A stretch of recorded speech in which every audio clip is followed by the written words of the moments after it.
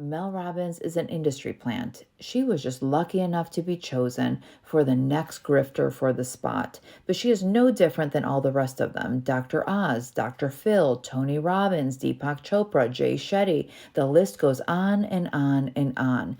Every era manufactures its experts. But now that we have a different viewpoint, we can actually find the original creators, the individual, the small people amongst us that are doing the work. We can see the cracks in what they have tried to sell us. So what you're seeing isn't actual experts. They're just people that are willing to sell their integrity for fame and fortune. They package other people's work with the right marketability in order to be relevant for the benefit of the pathological elite and then the grooming of the rest of us.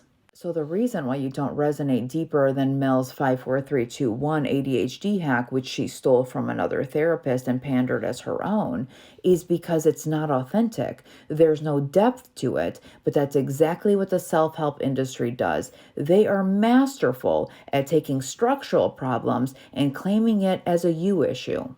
You see, if burnout or motivation or inspiration or alpha mentality or boss bitch era is all a mindset issue, then the system never has to change. In fact, they're grooming you to ensure that the system grows stronger.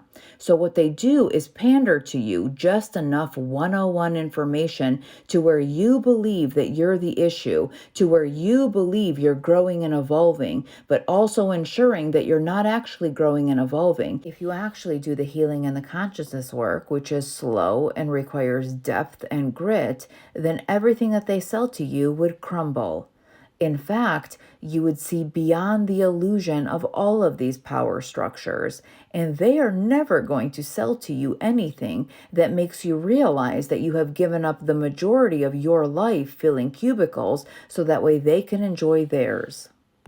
Be wary of anyone that packages complex human experience and suffering in a simple formula and then sells it back to you as a solution.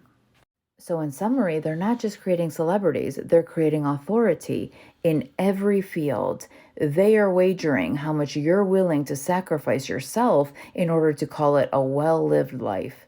Wisdom doesn't tell you who you are. Wisdom asks questions of the individual, of the collective.